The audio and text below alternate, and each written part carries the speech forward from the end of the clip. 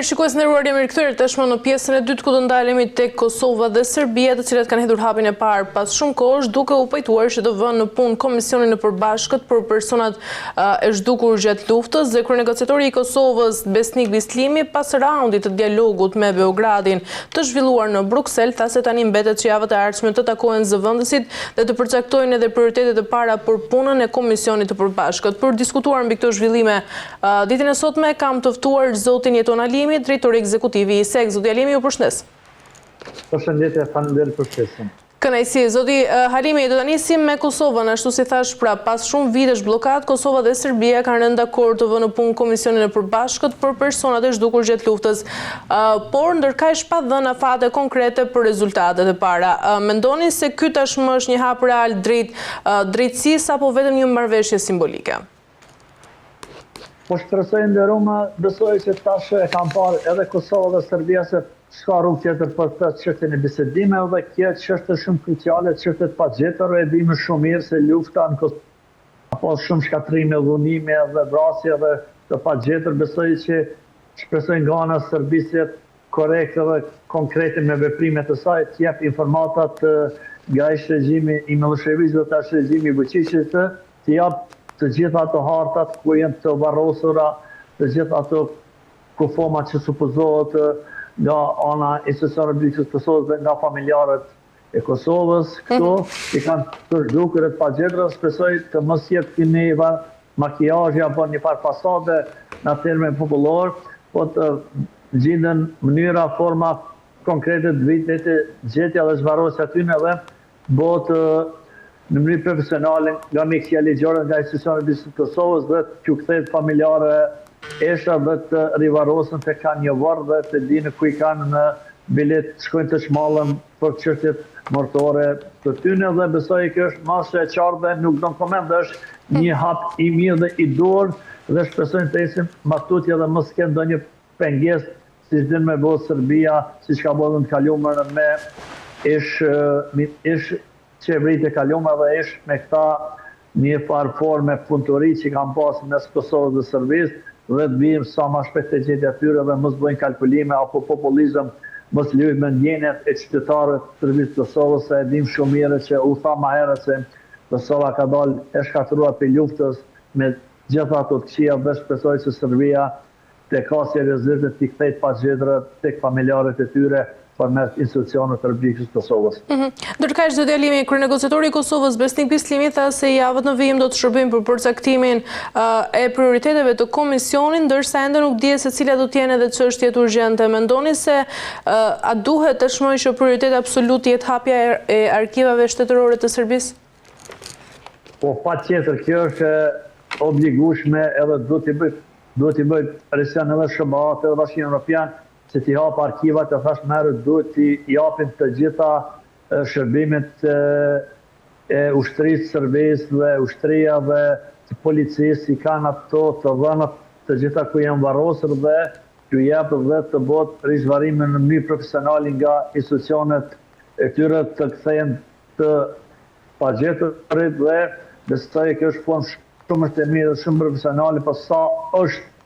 korrekte Serbia në këtë aspekt, le të shohim dhe shpresoj që më në fund Serbia nuk të bëjë kalkulime dhe nuk të bëjë dëme në këtë çështje kaq të ndihshme dhe shpresoj që duke ditë çfarë Serbie kemi përpara dhe çfarë regjimi është Vučići, e dim shumë mirë edhe na dhe opinioni juaj i Shqipërisë, edhe Vučići ka qenë ndër një ushtarët që ka bërë masakra në Srebrenica dhe po dyshojmë nga autoritetet italiane që ka furnizuar me armë snajperisë dhe vetë ka qenë snajperisë për të vrarë civil të pambrojtur në luftën e Sarajevës atje dhe shpresoj të vinë autoritetet italiane me një akt akuzë të arrestuar edhe Vučići. Apo përdoren zoti Alimi personat të zhdukur si një kartë politike në dialogun mes Kosovës dhe Serbisë? Po Serbia çdo detaj, çdo tan që e ka afër vetes e përdor në favor të vetë politikës dhe për të dëmtuar institucionet e Kosovës dhe kjo çështje është shumë e qartë dhe nuk don koment dhe besoj duhet edhe institucionet e Kosovës të themelon sa më shpejt dhe të ketë njerëz të fushës hala më profesionistë, e dim atë komisionin për të pagjetur besoj tash do të vinë edhe gjërata të tjera dhe besoj të vinë një kuadër ende më i mirë dhe të ketë sene konkrete përsëritje prapë dhe mos lutë me ndjenja të përsëritje se kjo është e dhënshme, mas pare për familjarët dhe për të gjitha ata persone që kanë ndjenë në shpirtin e tyre dhe për vetë institucionin e Kosovës dhe shpresoj që vi kjo zgjidhje sa më shpejt dhe mos kemë aset pa gjetën në Republikën e Serbisë për të thërë familjarët e tyre dhe të rivarosen në vendlinjët e tyre ku jetojnë me familjarët të tjerë. Zoti Elimi, Serbia ka nënshkruar më parë marrëveshje për personat e zhdukur ashtu si e dim, por zbatimi i tyre ka qenë sigurisht i ngadalshëm ose i papërfillshëm. A besoni se këtë herë Beogradi do të bashkëpunojë realisht? Po, zëndele shumë me mirë këtë pyetje, faleminderit. Po, tash politika e Vučićit e kem pa në pa edhe sa marrëveshje të tjera nga qeverit që i ka nënshkruar Vučići, e kem pa qasi nuk i ka zbatuar o veç pjesë dhe ata kanë pjesën kruciale të thojnë një farë shpëtimi me themelimin e zajednisë apo asociacionit në shumicë punën e sërve, mund të ketë një farë larja apo një farë pajtimi me sërve dhe kjo dëmë ta shë Vučići si një pa dhe një farë shpërmali me thonë që ja pa na bëm të gjitha dhe këtë nëzërëm dhe dim shumë mirë, shpresoj që mos lunë me ndjenja për përsëritje se Vučići dhe njerëzit e tij, se dim Vučići sundon të gjithë politikën e Serbisë, edhe ato komisione përmes varësit e tij, përmes linjave shtetërore dhe besoj që është e qartë në dokument. Dhe inshallah komisioni tash që është apo ai që ka qenë e ka më seriozisht të jap informacione më shumë autoritetet të tyre atje dhe të bëhet zhvarrimi i të gjithë pagjetërve dhe t'ju kthehet institucionet e Kosovës përmes komisionit të caktuar nga qeveria e Kosovës dhe të bëhet sa më shpejt edhe identifikimi i atyre personave dhe përmes ADN-s, përmes mjekësisë ligjore dhe besoj nuk do në komente çdo fjalë që është e tepërt ose tepër dhe që është tepruar dhe shpresojmë Serbia duhet të thirrë mendje dhe mos bënë ndonjë të shpirtar të qytetarë të Kosovës dhe institucionet Kosovës që ka bojnë pa mundën për t'i thyrë pagjetëret në Republikën e Kosovës. Zoti Elimi, nga ana tjetër, marrëveshja për personat e zhdukur konsiderohet si tema më humanitare e dialogut, por rezultatet konkrete për familjet kanë munguar. Duhet që kjo çështje të ishte ndarë plotësisht nga pazaret politike? Po kjo çështje nuk duhet të bëhet as temë se dime, duhet Serbia të kërkojë falje dhe në të drejta në konventën e Gjenevës dhe konventën e Stambollit, një shtet që ka bërë gjenocid, ka bërë vrasje, të gjitha ato që u thanë më lart, besoj që kjo është e qartë dhe nuk duhet të bëj kjo me politikë dhe do të vullnetarisht të kthejt pagjetëre, po që po dishohet në ato varreza kanë bëhe poligon të ushtrisë së Serbisë dhe policisë dhe pa një shpresë shumë e vogël sipas programave dhe njerëzve që kanë dhënë informacione në çdo rrugë tjetër dhe dyshohet në Batajni sot, aty është detonuar ajo dhe është bërë poligoni gjujtjes së ushtrisë dhe policisë serbe dhe kjo është e qartë çfarë serioziteti e ka pas Serbia dhe çfarë mund ta ketë, po shpresoj vetëm me presionin e shëbave mund të thënë pagjetërve dhe kjo është një shpresë shumë të madhe se kemi thënë shumë herë në Zemeli që pa shëbat Kosova nuk mund të bëjë kurrë dhe kemi të këtë pavarësisht aty në hërbatjeve politikanëve dhe kalkulime politikeve që kanë sjellë dëm Kosovës dhe institucioneve, po ato ka të shkuar edhe mos përsëritet më dhe shpresoj që SBA të bëjë presion në këtë aspekt, këtë çështje dhe shumë çështje tjera të gjenizohet Serbia dhe të na kthejnë pagjetër edhe të respektojnë të gjitha këto marrëveshje që janë të nënshkruara edhe nga qeverit dhe këto tjera që do të binë mbas themelimit të institucionit të Kosovës. Ndërkaq, zoti Elimi, për të bazuar tek ajo që ju thatë, funksionalizimi i komisionit vjen sigurisht në një kohë kur dialogu mes Kosovës dhe Serbisë është në presion të fortë ndërkombëtar. Mendoni se ky hap që është arritur deri më tani do të ndodhte pa presionin e Bashkimit Evropian dhe Shteteve të Bashkuara të Amerikës? Po nëse s'ka presion nga Bashkimi Evropian, si që thash pone dhe jo, besoj që këtë ato bisedime, këtë ato shkurje të kuota dhe besoj që ata e kanë informacionet të sakta, po bojnë kalkulime dhe i qojnë për vendet ku nuk ka varreza, po veç me gojdhëna thashë thëma dhe qëllimisht bojnë kinse po bashkëpunojna e dim politikën e këtyre dhe jemi duke përjetuar që 20 vite të peshërimit Kosovës që Serbia çdo sen e përdor kundër Kosovës në dëm Kosovës dhe shpresoj të thirrë mendjen ndërgjegjës dhe mos bojnë më, për t'ja kthejnë të dashurve të tyre të gjallë që në Kosovë pa gjetërit dhe shpresoj që kjo një herë e mirë të kryet kjo çështje dhe mos kem probleme dhe të njihemi edhe juridikisht si shtet pavarur sovran me shtete mes Kosovës dhe Serbisë dhe besoj që Kosova dhe Serbia dhe 6 vende në Ballkan Perëndimor e kanë vendin në NATO Bashkimin Evropian dhe jo të merren shekullin 21 ende me këto sene dhe ka kaluar luftat në ish Jugosllavi pa marrë parasysh dhe investimi amerikan që bën çdo ditë dhe çdo muaj, çdo vit kjo është e qartë nuk do të lejojnë shobat Ballkanit që mund të ketë luftë apo ndonjë konflikt në X shtet apo Y shtet. Zoti Elimi, ende nuk është bërë i qartë nëse komisioni do të ketë mekanizma detyrues apo vetëm rol këshillues. A ka rrezik që komisioni të mbetet pa fuqi reale vendimarrëse? Po shpresoj që mos të vijë ajo çështja në moment, po shpresoj që të vijë këtë që thoni jo dhe të vijë u tha më herët dhe të gjitha u tham për këtë temë dhe besoj të ketë presion më të madh nga SHBA dhe ato tjerat procedurale administrative janë të mirë se ardhur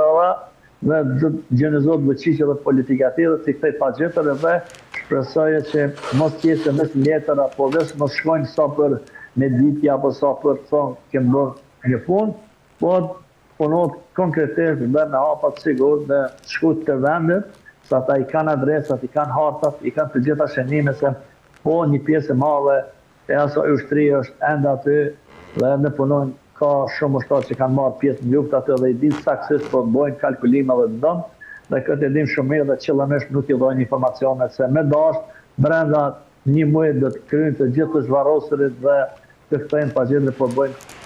kalkulime dhe në dëmë popullet Kosovës, si që ka bo Izrael Serbia dhe tash mundohet me bo. E qartë, Zoti Elimi, nga ana tjetër, autoritetet e Kosovës kanë deklaruar se kjo çështje është sigurisht prioritet shtetëror, por kritikat për mungesën e transparencës vazhdojnë akoma. Ka qenë Kosova mjaftueshëm këmbgulse në këtë proces? Ndërome Kosova dhe institucionet e Kosovës, qoftë ish qeveritë e kaluara, edhe këto tash nuk mujnë me bo ma shumë se s'kan fuqi, ma shumë. Por derisa nuk njihet shtete me shtet dhe shkon përmes personit tret, këtë rast Bashkimin Evropian, dhe personit katër SHBA me presion e dinë çfarë suksese mund të ketë dhe çfarë mund pritet, kjo është e qartë. Dhe besoj edhe institucionet tash që do të themelojnë nuk mund bojnë ma shumë përpos të krijojnë kushtet më të mira dhe me shku atje dhe me gërmue dhe besoj ato çështjet administrative besoj janë shumë teknike dhe nuk duhet të përmenden, po duhet Serbia të bashkëpunojnë më shumë dhe çdo kalkulim tjetër është në humner dhe nuk ka efekt kjo nisja e bisedimeve dhe përtej atyne premtime të Serbisë që ka premtuar që do t'i bëj të gjitha ato përgatitje, do t'i jap edhe informata prap nuk kanë jap dhe nuk kanë qenë njerëz adekuat i kemi parë edhe në të kaluarën ata persona si që është Odalović, Edmaj ka qenë një linkë të Miloševićit dhe kjo është e qartë dhe çfarë se rëzdete, çfarë njerëz ka caktuar regjimi Vučićit për pagjetër dhe kjo është shumë e qartë dhe nuk do në koment. E qartë, Zoti Elimi, apo humbet tashmë besimi i qytetarëve tek dialogu për shkak të mungesës së rezultateve, pasi çdo vonesë në zbardhjen e fatit të personave të zhdukur rëndon sigurisht mbi besimin mes palëve dhe mbi shpresën e familjeve? Unë shpresoj që pagjetërit është një temë kruciale shumë të rëndësishme mas pari nga qytetarët, i kërkoj falje shumë për të gjithë ata të zhdukur për familjarët e tyre, se ata ndjenë më shumë të se ata i prek në zemër dhe në shpirt, edhe neve qytetarët po jo më shumë se ata. Dhe institucionet e Kosovës shpresojnë do të bëjnë edhe më shumë dhe do të bëjnë më shumë që të vitë deri te informacioneve dhe do të vitë që kthejnë pagjetër, që kthejnë eshat e familjarëve dhe që u bëhet rivarimi në mënyrë shtetënore dhe profesionale dhe besoj që mos bëj ndonjë dëm në këtë aspekt. Nuk besoj nga institucionet e Kosovës, por vetëm topi është te Serbia, atje po shprehemi, se atje është qendri dhe atje nyja dhe besoj tash vi edhe presione më i madh nga SHBA dhe zoti Trump me themelimin me ato fond zonës Osmani që morë ftesë në atë Davos atje, më falë, Albin Kurti në Davos dhe zonë Osmani që ishte pjesëmarrëse e atij forumit, kjo është e qartë se SHBA-ja nuk do ta lënë Kosovën anash dhe do t'i rënë me prioritet sanave dhe Serbia ka bërë të qartë që nuk mund të lumë me fatën e Kosovës, se din kënë e ka forcë dhe kush e përka, dhe kjo është e qënshme, po është minutat e fundit të Vučić, që thejmë është minutat e fundit se dënë kod derisa të bie regjime, se dim shumë fort Serbia çfarë ushtri, çfarë polici ka, çfarë inteligjencë, dhe ata janë duke majtër Vučićin në pushtet, e dim ato protestat e kam thënë intervistat e kaluara, që vetëm me dhonu dhe nuk bjes është inteligjenca është e fortë, ka komplet e ka shtin funksion aparatin shtetënor, shërbimin të inteligjencës, policisë, të ushtërisë dhe gjitha, dhe vetëm për me mend pushtet, dhe ja pra ato jenë duke majtër në gjallë, sikur kur është njeri me aparaturë dhe me ilaçe apo me terapi si shtojnë, dhe besoj e këtë Vučić e din shumë mirë dhe e ka thonë një kolegë jonë në Serbi, Dušan Janić, edhe një personalisht, ka marrë pjesë në konferenca në Maqedoni, dhe është një njohës i mirë i çështjes së Ballkanit dhe pritet Vučićit ta nënshkruaj edhe njohin e Kosovës, që